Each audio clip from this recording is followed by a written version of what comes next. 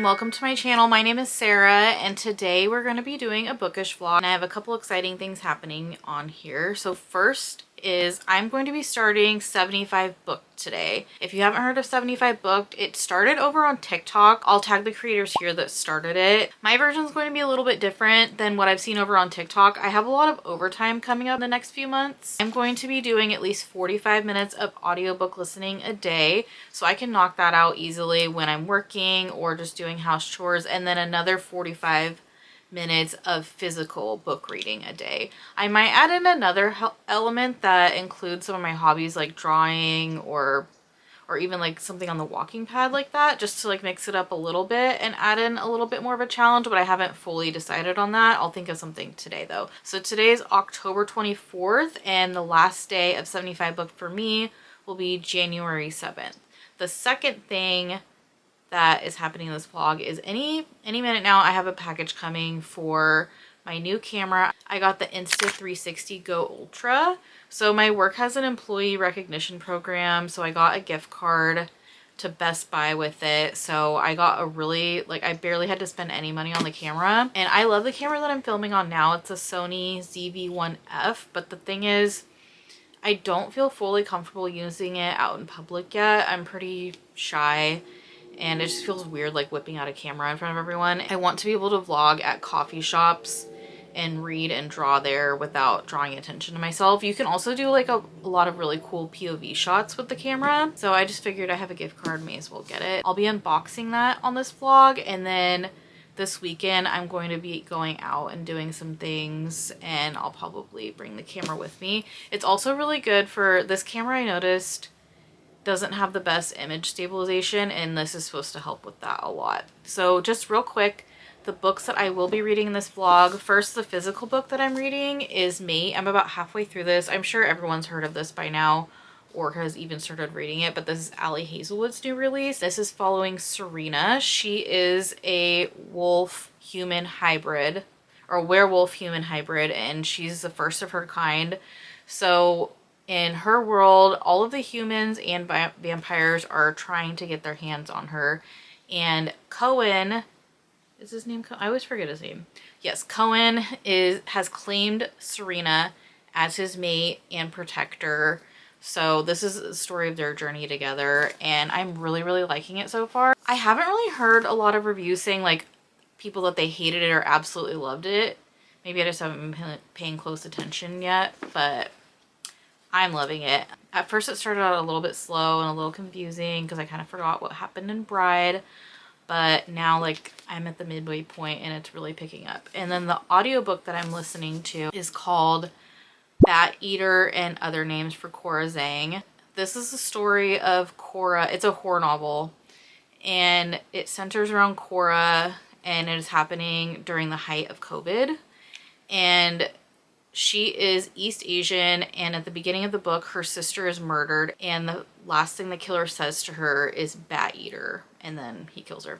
So this book, while it's horror, one of the main themes is all of the racism that East Asians were experiencing during the pandemic and that they continue to experience. So there is a series of killings happening, and Cora believes that they are all related because they are all happening to East Asian women. And she thinks that this may have something to do with her sister's killing. So I'm only like one chapter in it. There was one line already in it that just like sent chills through my body. I'll read it to you guys later, but I am going to be listening to that today. I'm about to clock into work, so I'll get 45 minutes in at some point today, and I'll check in with you guys in a bit. So I listen to my audiobooks at different speeds throughout the day. I think everyone kind of does that. So I'm trying to think how to track it. I think I'm just, every time I start the audiobook, I'm going to set a timer. So I'm going to start right now. I'm already like 30 minutes into the book, so I have like, I think that's like maybe like 2 chapters in or something like that.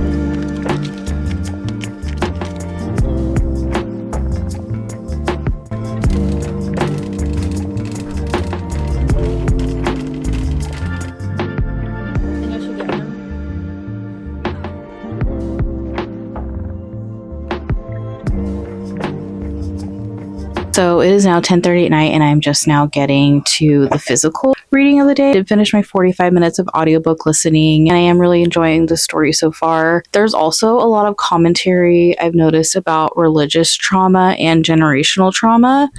She has a relationship with her aunt that seems pretty toxic, and she goes to church with her aunt, and I don't think that they see eye to eye on religion at all. Her aunt has helped support her financially, and for that, she thinks that she owes a lot of things to her that she probably doesn't really owe her. And another thing that we've learned is that she has a job doing crime scene cleanup, which is really interesting considering she has all this PTSD from her sister's gruesome death. And she does have sort of, I don't want to call it germophobia, is somewhat like germophobia, but a little bit more tied to her PTSD. So anytime anyone touches her or she gets something on her, she cannot get it off her mind until she can scrub it off. There was just a scene where she got spit on in her eyes, and something she was thinking is that she's never going to feel clean again because she can't bleach her eyes. Like, you obviously can't bleach your eyes because you'll be blind. So also in her crime scene cleanup,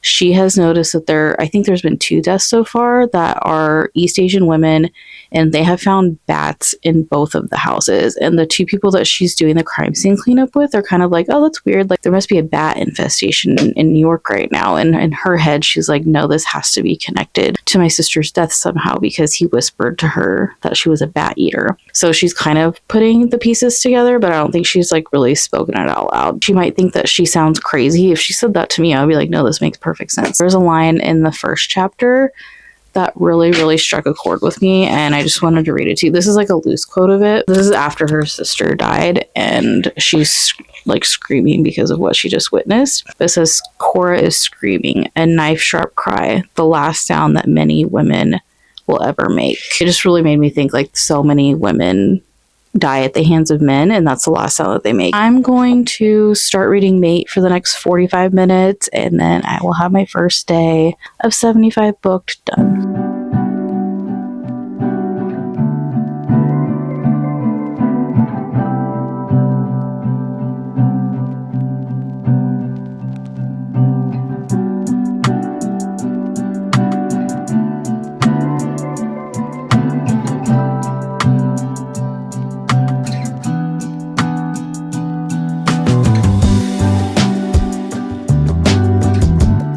Okay, so they just brought up cults. There's a cult in this, I guess. And I don't think I've ever seen that in an Ali Hazelwood book. But like I was saying earlier, Cora, Zeng, they talk about religion a lot in that. And then I just watched Heretic earlier. If you haven't seen Heretic, it's a horror film. The biggest theme in it is religion and theology and kind of questioning religion. So all the media I've consumed today is on the spooky spectrum with a little bit of theology in there.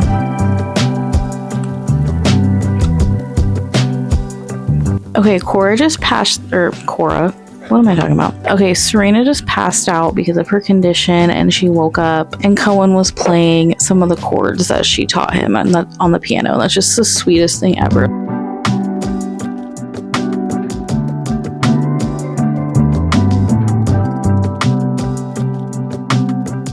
Alright, I was able to get to the end of my chapter that I was on at pretty much exactly 45 minutes, so that was perfect. I think I read 34 pages, and I don't want to give any major spoilers on this, but basically the main update I have is that Cohen has learned that Serena is not okay, and he's not happy about it. If you know, you know. If you don't, you'll have to read to find out.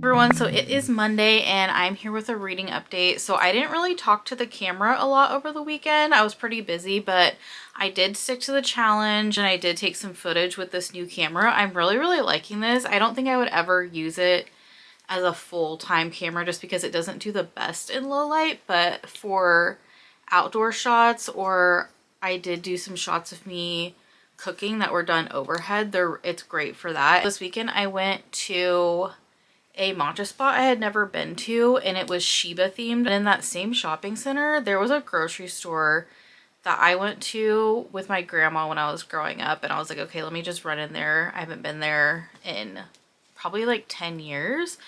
And it was completely unchanged from when I was a kid. Like even the signs, when you go down the aisles that label like what's in every aisle, those were the same. It was really special. I felt like I was like in a time machine back with my grandma. And then actual reading updates. So for Cora Zeng, I think I have like an hour and a half of the audiobook left, so I may even just finish that today. It's getting really good and really scary. I usually don't get scared reading books. I get more scared watching scary movies, but this was actually scaring me yesterday because she started seeing the ghost of her twin, and now her and her two coworkers they've listened to her and they're like, we believe you. So they're going on this mission with her to figure out what is going on. And then she's also involved her aunt that I was saying earlier that they had a bit of a toxic relationship with. But the thing is, her aunt and one of her friends that she works with, they're more traditional, and they're kind of like, it seems like they're using like Chinese folklore to help her kind of figure out what is going on, like why she's seeing all these ghosts. And it's really interesting. I love learning about different folklore and religions from other cultures, so I'm really liking that element of it. And then so for Mate, this is also getting really good. So right now, I don't want to give any spoilers because I know that a lot of people are reading this right now, but basically Serena needs help with something urgently. And Cohen, even though Cohen would be the ideal person to help her, he cannot because of a vow that he took. And that's all I'll say. To me, I'm like, I just am not really seeing I'm not really getting why he can't help her with this and why he took this vow. It's more just like a thing that he's doing out of like duty and honor, and I'm like, screw it, just do it. Break your oaths, Cohen. Also, like, she's met this woman that I was getting confused. She's met this woman that suddenly appeared that was like around when she was born, and so I think she's figuring out like why she is half were and half human when nobody else is. So that's really interesting.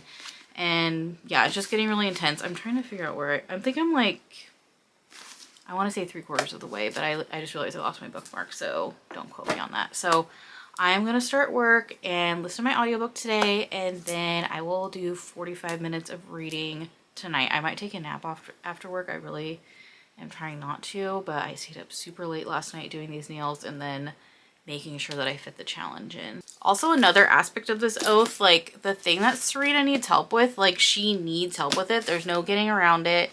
And she is going to have to enlist another wear to help her. And I do give Cohen credit. Like, you can tell under his skin, he's like, I don't want anyone else to help her with this, but like, it's the right thing to do. And he's letting her, but like, she doesn't seem like that's what she wants. Like, she wants Cohen. So I'm like, okay, you're giving her autonomy. Is that the right word?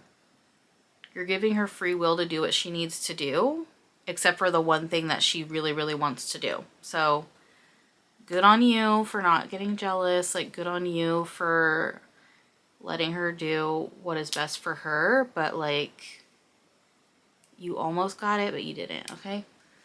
I just like, end of the update. I'm waiting for Cohen to break his vows.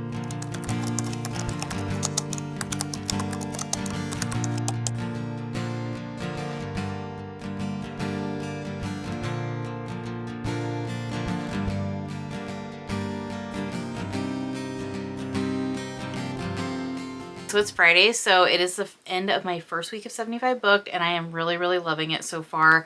I had a really busy week at work, and normally I would come home and just be scrolling on my phone watching TV or just taking a nap. And this really motivated me to at least get 45 minutes of reading in before I go to bed. I do 45 minutes of audiobook listening when I'm working, so that's easy enough to get out of the way. But it's just that physical reading that, like, it's really hard for me to be motivated to do that during the work week, and this helped out a lot. So I'm really excited to continue it, especially because at work it's only going to be getting busier and busier over the next couple months, so I have something to keep me on track with my reading. So wrap up on the books that I read. I finished 2, and the first one I'll talk about is the audiobook that I read, which is Bat Eater and Other Names for Cora Zeng. And I'm going to rate this a 4.5 out of 5. I really, really like this, and I really think this is a good book for you if you are new to the horror genre, because there are some parts that are kind of gory, so maybe if you can't handle that, then maybe this isn't for you. But other than that, the book really isn't that scary. And there's also just so much more to this book than the horror element. Yes, Cora is dealing with ghosts and a serial killer and all these other supernatural elements, but a lot of the things that she's dealing with in this book are real things that people are dealing with every day ever since COVID happened. And I know that not a lot of people want to read a book about COVID and people want to move on with their life, but there's just some people that they can't move on with their life because of all the racism that they've been dealing with ever since this happened. And I just thought that this book was a really creative way to shine a light on that. So I highly recommend this book. Even if, like I said, even if you're new to horror, this book isn't really, it's like scary, I guess, but it's not so scary that it's going to keep you up at night. So the next book is Mate, and I'm going to rate this, I want to say, I'm going between a 3.75 and a 4, because this was the first romance in a while that I like could not put it down, and I was like, I need to know what happens at the end of this. Also because there is a bit of like a fantasy element or a supernatural element to it, but I still am like not on board with the whole nodding thing. I'm not like, anyone else who wants to read it, that's really fine. I do not judge. I just like, I found myself skipping the smut scenes because of that. And I mean, I read one of them and then I was like, I get the picture and I don't need to read it anymore. Not that I like am grossed out by nodding or the smut or anything like that. I just don't really care about it that much. So I was finding myself just skimming through or skipping those scenes. But I did love their story. I loved their romance. I loved the whole pack element. Like, it was really interesting to read about that. I need to think about it a few more days before I pick a rating for this. Probably if I do a wrap up, then I will have the rating ready in there. So that's the end of this video. I do think that I'm going to do a few more vlogs centering around the challenge, but probably not every week. I am doing some updates on my TikTok and my Instagram more frequently though. So I will see you guys in the next video. I think that I'm going to be doing, today's Halloween, so I kind of want to do a Halloween weekend reading vlog. So I will see you guys in the next one.